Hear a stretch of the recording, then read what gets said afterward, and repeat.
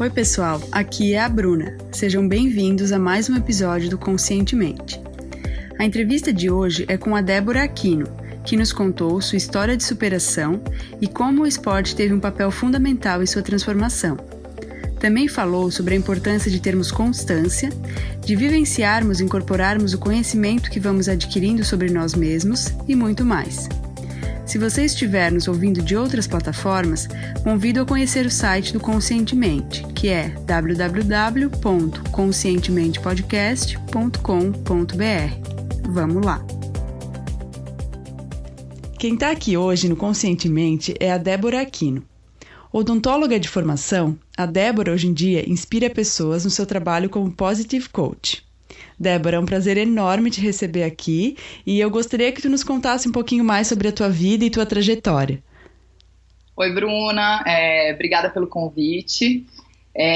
Bom, vamos começar da época que eu fiz odonto, né? Então, para as pessoas poderem entender um pouquinho de onde veio a dentista que virou Positive Coach, né? Então, eu me formei em odontologia, em Bauru, e trabalhei 15 anos como dentista, né? E eu sempre tive essa coisa, assim, de cuidar das pessoas, sabe? Então, acho que não foi à toa que eu escolhi uma profissão da área da saúde, né? Eu tenho muito essa coisa do cuidador em mim. E aí eu trabalhei 15 anos como dentista, só que não era exatamente aquilo que eu queria fazer, né?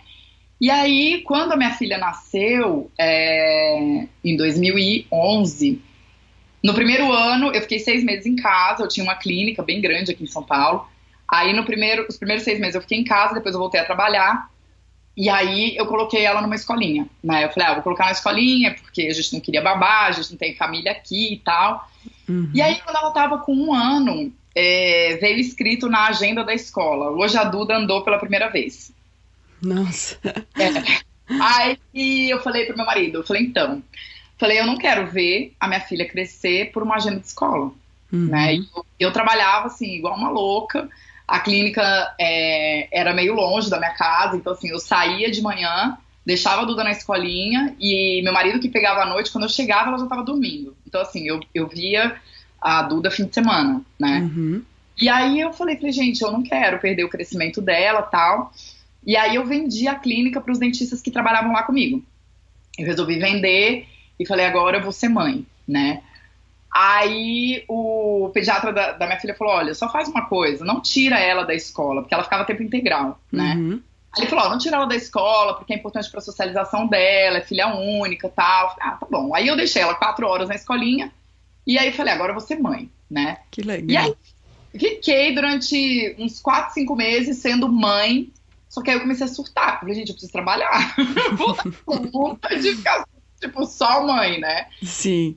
E aí, logo depois, veio o meu diagnóstico de câncer de mama. Então, obrigatoriamente, eu não ia poder trabalhar nem fazer uma transição de carreira naquele momento, né? Então, eu fiquei ainda mais 1 ano e meio em casa com ela, muito full time, porque eu tava fazendo quimioterapia e tal, não tinha muito como fugir de ficar em casa, né? E aí, depois que terminou meu tratamento, eu fui fazer um coaching de carreira com a Zora para fazer uma transição, né? Entender, eu quero cuidar das pessoas, mas o que eu posso fazer, já que eu só sei ser dentista, né? E aí, foi quando a gente chegou até mesmo na sociedade da Escola de Felicidade, né? Porque ela já tinha um grupo Atitude Emocional. E aí, eu falei pra ela, eu gosto muito de falar, gosto muito de escrever. E assim, eu sempre tive, mesmo com os pacientes, quando eu era dentista, essa coisa do conversar, né? Aí ela falou, por que você não faz uma formação em coaching? Aí eu falei, acho que rola, né? E aí eu fiz a primeira formação, aí em 2014, aí eu adorei, eu falei, nossa, que legal. E tinha um braço do curso que eu fiz, que era o do Positive Coaching, né? E essa questão do pensamento positivo sempre foi um negócio que eu trabalhei, assim, desde pequena. Minha mãe ensinava muito pra gente, e durante meu tratamento eu trabalhei muito isso. Aí eu falei, por que não fazer essa especialização, né? E aí foi quando eu fiz a especialização e comecei a trabalhar em 2016. Eu fiquei ainda um tempo com a Zora, fiquei fazendo os casos junto com ela, participando das supervisões. e fiz alguns outros cursos depois, e aí eu efetivamente comecei a atender em 2016. Então, a história é mais ou menos essa. Que legal, Débora. E ela, então, a tua coach, no fim das contas, ela virou a tua sócia na Escola de Felicidade, é isso? Aham, exatamente. Virou minha sócia e hoje é, assim, uma irmã, né? Ai, que bacana. E, Débora, e a tua história também, ela tá bem marcada por, né? Como ela foi marcada por muita superação, a corrida entrou no meio disso tudo, né? Aham. Na verdade, eu sempre falo que a corrida, ela sempre foi um elemento salvador na minha vida, né? Uhum. Então, eu comecei a correr quando eu tinha 29 anos, e porque o meu ex-marido terminou comigo e tal, e eu fiquei muito mal, e aí eu não queria comer, não queria fazer nada, e aí eu fui no médico, porque minha mãe veio pra cá, minha mãe mora em Brasília, né? E ela veio pra cá, preocupada, falou, não, você precisa procurar um médico, eu acho que você tá depressiva. E aí eu fui no médico, ele queria me dar um antidepressivo. E eu falei pra ele, eu não vou tomar. Eu falei, não vou tomar remédio, eu falei, não vou tomar esse negócio. Tô fora. Aí ele falou, então você vai precisar fazer alguma coisa pra você poder sair desse buraco, né? Uhum. E aí eu vou me matricular numa academia. E aí eu me matriculei numa academia, e lá eu conheci uma menina que chamava Giovana, que era, assim, enlouquecida por corrida. Uhum. E aí ela falou pra mim, eu lembro que isso foi em setembro, aí ela falou assim pra mim, olha, em novembro vai ter uma prova muito legal de 10 quilômetros, por que você não se inscreve? Ela falou, nossa, super legal, as pessoas são tão animadas, são bonitas, é outra vibe, né, bem diferente de balada e tal. Aí eu falei, tá bom, eu falei, vou me inscrever. Aí ela falou, você precisa treinar, tá? Eu falei, tá bom. E aí eu ia pra academia, tipo, 3 vezes por semana, uma corridinha lá na esteira, sem ter noção do que era fazer uma prova de 10 quilômetros, né? E aí, quando foi em novembro, a gente foi pra prova, e eu falei pra ela, como vai estar tudo fechado, trânsito, e é perto da minha casa, eu vou a pé. Aí ela falou, se eu fosse você, eu não iria, porque você vai correr, né, e tal. Eu falei, não, mas eu vou tranquila. Só que era, tipo, 3 quilômetros da minha casa, né? Aí eu fui andando. Quando eu cheguei lá, tava aquela vibe maravilhosa, né, do pessoal da corrida, aquele monte de gente bonita. Eu falei, nossa, gente, que mundo é esse que eu não conhecia, né? Que legal. E aí, saí pra correr, cheguei junto com as ambulâncias, junto com as senhorinhas, eu demorei, 1h40 pra fazer 10 quilômetros. Mas fez, foi o primeiro desafio. Sim, exato. E aí, foi nessa prova que eu falei, gente, é isso que eu quero pra minha vida, assim. Eu não quero mais ficar na vida de balada, de bebedeira e tal. E foi aí que eu comecei a correr. Então, esse, pra mim, foi o primeiro momento que a corrida me salvou, porque, na verdade, eu poderia ter partido pro antidepressivo e a corrida me deu um gás, assim, que eu fui do fundo do poço pro céu em 6 meses, sabe? Olha, que bacana. E aí, depois eu conheci o Fábio, que é meu marido, daí a gente casou, conheci por causa da corrida, né? Uhum. Aí a gente casou, aí eu tive a Duda, daí quando eu tava amamentando, eu engordei 16 quilos, eu engordei 8 na gravidez e 16 amamentando. Uhum. E aí, nesse período do pós, né, a corrida também foi um elemento salvador, que daí me ajudou a emagrecer, foi quando eu resolvi fazer minha primeira maratona. E depois, quando eu tava com câncer, né? Porque eu falei, eu encarava muito o tratamento como a maratona, que eu tinha acabado de fazer, né? Uhum. Então eu falava bom, a maratona eu também não sabia como que seriam os 42 quilômetros, né? Então, quando o médico falou, você vai ter que fazer 16 sessões de químio, eu falei, beleza. Eu falei, vamos encarar cada sessão como 1 quilômetro. Olha. E a hora que der algum pânico, né, em alguma sessão, eu vejo o que eu faço. Não adianta eu ficar pensando o que vai acontecer no IC. E assim, se eu tivesse ficado pensando no IC, talvez eu tivesse sofrido muito mais, porque eu tive poucos efeitos da quimio, sabe? Uhum. Eu não sei te explicar se foi pela minha atitude mental, eu não sei se te explicar se é porque eu continuei fazendo exercício, mas assim, meu médico, o que ele falou pra mim foi, quando você se sentir bem, faça exercício, porque senão você vai cair, porque a quimio, ela mata tudo, mata coisa boa e mata coisa ruim. Então você não tem endorfina, você não tem serotonina, então você precisa do exercício. Então durante as químios eu ainda corri, sei lá, acho que nas 5 primeiras eu continuei correndo, sabe? Obviamente não maratona e tal, Mas eu ia pra academia, eu corria, fazia musculação, e depois eu fiquei nadando até terminar o tratamento, sabe? Então eu acho que o esporte em si, ele é um elemento salvador, né? Ele te deu essa força pra encarar de frente toda essa batalha que seria grande, mas tu conseguiu quebrar ela em pedaços com a ajuda do esporte, né? Exatamente. Muito legal. Nossa, sensacional, Débora. Débora, e no teu trabalho como coach, né? Qual é aquele passo fundamental que tu indica para as pessoas que estão começando a querer se conhecer mais, para elas começarem essa jornada do autoconhecimento? Então, você sabe que ontem até a gente estava fazendo supervisão dos casos, né? E nós fomos em 7 coaches.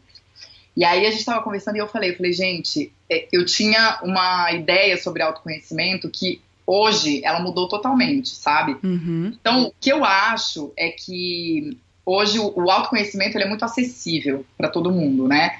Antigamente, você tinha que fazer, sei lá, 10 anos de terapia, e aí era aquela coisa meio arrastada e tal. Hoje você continua tendo a terapia, mas você tem outras ferramentas de autoconhecimento, né? Só que o que eu acho que acontece hoje, eu tava falando isso até para uma coach minha semana passada, é que as pessoas, elas procuram tantas ferramentas de autoconhecimento que elas acabam meio que pirando nisso, sabe? E elas não internalizam aquilo que elas aprendem. Então, assim, eu tenho algumas coaches que falam assim, não, eu tô fazendo coaching, daí eu faço terapia, daí eu faço uma formação em Reiki e eu faço Theta Healing. Eu falo, gente, tá bom, e que horas que você vai internalizar tudo isso que você tá aprendendo? Né? Porque eu acho que o primeiro passo para você se conhecer melhor é você tomar atitude, por exemplo, eu preciso me conhecer melhor. Ok. Vou fazer um processo de coaching, vou fazer, sei lá, uma formação em Reiki, vou fazer yoga, vou fazer terapia. Mas, assim, faz aquilo e internaliza o conhecimento. Porque senão fica conhecimento solto, né? Que você não aplica na sua vida. Então, eu acho que o primeiro passo é você buscar o conhecimento e aplicar paulatinamente, sabe? Tem uma amiga minha que ela fala, gente, o povo pira na espiral do autoconhecimento. Eu falei, é verdade. É verdade. As pessoas estão pirando nisso, sabe? Então eu acho que esse seria o primeiro passo, você procurar uma ajuda, seja ela qual for, né, uma ferramenta, seja ela qual for, e internalizar aquilo que ela traz pra você. Muito bacana. Internalizou, passa pro próximo, entendeu? Eu acho que é por aí. Até porque se conhecer é olhar para dentro, e se a gente está buscando de meios externos, claro, essa é a forma que a gente vai conseguir né, entender melhor as coisas e ter novos panoramas, mas aí a gente precisa olhar para dentro para saber, opa, isso aqui encaixa em mim, isso aqui não encaixa para mim, né? Não, e assim, tem uma coisa que eu sempre falo que a melhor coisa é a gente ser ignorante, né? Então assim, quando você não tem o autoconhecimento, quando você, sei lá, não tem ciência das suas crenças, do que te impede, né, de atingir suas metas, enfim, você fala, tá bom, deixa isso de lado, depois eu resolvo. Agora, quando você tem o conhecimento disso, assim, é muita falta de autorresponsabilidade você não dar seguimento, né? Então, eu acho que é bem isso mesmo. E além de tudo, a gente tem que ter coragem, né, pra olhar pra dentro, porque não é fácil.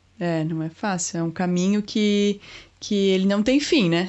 A gente vai ver. Exatamente, é um caminho da vida, né? É verdade. Débora, e se tu pudesse definir assim um erro ou um hábito negativo que tem impedido as pessoas de avançarem em relação ao seu desenvolvimento, assim, qual seria esse erro? Eu acho que hoje é a necessidade de aprovação, sabe?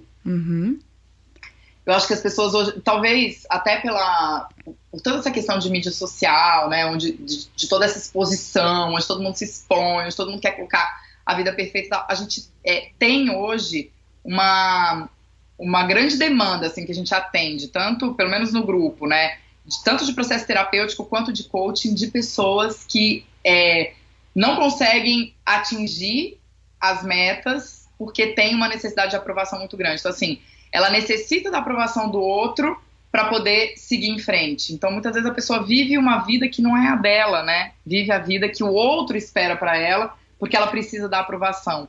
E para quebrar esse ciclo é complicado, né? Porque tem que mexer com várias coisas. Então, se eu pudesse elencar, assim, acho que o principal seria isso hoje em dia, né? Que é essa necessidade de aprovação que as pessoas têm. E até nesse caso a meditação pode ajudar muito, né? Com certeza. A meditação Eu acho meditação uma ferramenta maravilhosa, né? Meditação, você se acalma, você consegue olhar para dentro. Tem N benefícios, né, da meditação. E tem muita gente que pergunta, mas poxa, eu não consigo meditar, mas é porque é uma forma de você olhar para dentro, né? É uma forma de você parar e falar assim, beleza, vamos tirar esses 15 minutos para entrar em contato comigo mesmo, né? Que também não é uma coisa fácil. Então, eu acho que talvez também por isso as pessoas tenham tanta resistência, sabe? É uma resistência meio inconsciente. De entrar em contato com a essência, assim, né? Isso, exatamente. E não saber o que vai descobrir lá. A meditação, ela traz muito insight, né? Quando você faz disso um hábito, é muito engraçado, porque você começa a ficar mais presente no presente, né? Presente no agora.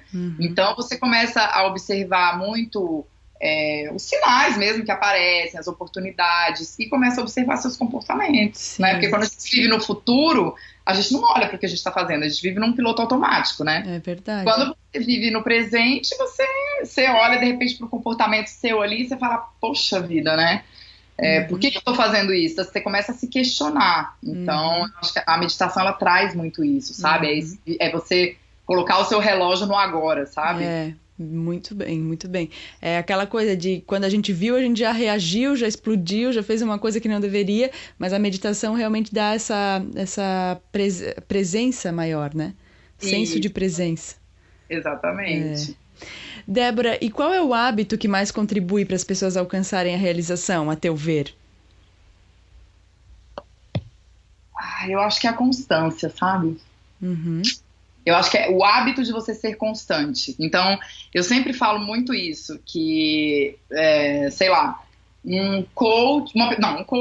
uma pessoa que está nas mídias sociais e que quer viver disso, por exemplo. Eu quero viver de mídias sociais.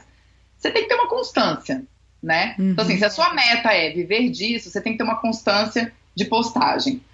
Eu quero ser, sei lá, juiz. Você tem que ter uma constância de estudo, né? Eu quero ser saudável. Você tem que ter uma constância de hábitos saudáveis. Então, eu acho que a constância, ao meu ver, ela é um hábito também, né? É o hábito de você ser constante. Então, é você conseguir fazer daquelas pequenas atitudes que sejam permanentes na sua vida, né? Perfeito. Perfeito. É aquela coisa, né? Sem disciplina a gente não avança, é difícil, né? E é algo parecido, a constância, a disciplina é se propor, né? O que às vezes não é nada fácil, a gente tem que priorizar muito as coisas. Exato. Débora, e qual foi o melhor conselho que tu já recebeu na vida? Tu gostaria de compartilhar ele conosco? A gente recebe tanto conselho a vida inteira, né? Mas eu acho que o melhor conselho que eu já ouvi foi até o que eu falei ali no comecinho da nossa conversa, né? Que é essa questão de você não pirar no autoconhecimento, sabe? Porque quando eu comecei a fazer quando eu fiz a formação em coaching, daí eu fiz a especialização, e eu comecei a fazer um monte de curso, a Zora é psicóloga, né? E ela falava pra mim, olha, internaliza isso que você aprendeu, depois você vai para outro curso, porque senão daqui a pouco é um monte de conhecimento solto, né? Então, eu acho que esse é o conselho, assim, sei lá, dos que eu já recebi, acho que é o mais precioso, sabe? Primeiro internaliza o que você aprende, para depois dar o próximo passo, sabe? Perfeito. Muito, muito valioso, Débora, muito obrigada. E tem algum pensamento ou algum ditado que te inspira no teu dia a dia? Ou alguma frase que tu leva como lema? Então, tem uma frase que eu gosto muito, que na verdade eu já usava ela para minha vida desde antes de eu fazer a formação em coaching, né? E que é uma frase que diz assim: experiência não é o que acontece com um homem, é o que um homem faz com o que lhe acontece. Nossa. Então, assim, o que você faz com as situações que se apresentam na sua vida é que vai determinar seu destino. Né? Não é o evento em si, é o que você faz com esse evento, né? Então, é bem aquela história do pega o limão e faz a limonada, sabe? Se pegar o limão e fizer a limonada, o seu destino é outro. Se Se você pegar o limão que tá ali, só abrir e ficar olhando pra ele, é um caminho totalmente diferente, né? Acho que essa frase é uma frase assim que me guia, sabe? Há muitos anos mesmo. Fantástico. E é aquela ideia, né, de a gente acordar e decidir fazer o dia que a gente quer, né? Exatamente. Não esperar um bom dia.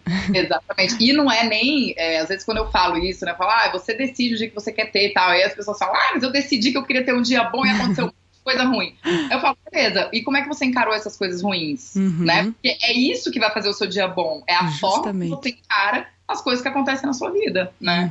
Justamente, muito bom, Débora. E se tivesse que indicar apenas um livro para quem está nos ouvindo, qual seria ele? Então, eu amo, é um livro que assim, ele não é fácil de ler, porque ele tem, sei lá, acho que ele tem quase 700 páginas, mas ele é como se fosse assim um processo de auto-coaching, se você tiver disposta a fazer, sabe? E é um livro do Anthony Robbins que ele chama Desperte Seu Gigante Interior. Eu tô lendo ele nesse momento, Débora.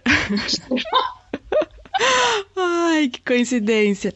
Esse livro, ele é demais, assim, eu demorei acho que alguns anos pra ler, porque como ele tem, você tá lendo, você sabe, ele tem muito exercício, né? Tem. Então eu ia fazendo, eu lia um capítulo, aí eu fazia o exercício, aí eu internalizava aquele exercício, porque são bem chineladas, né? Assim, você fala, meu Deus do céu.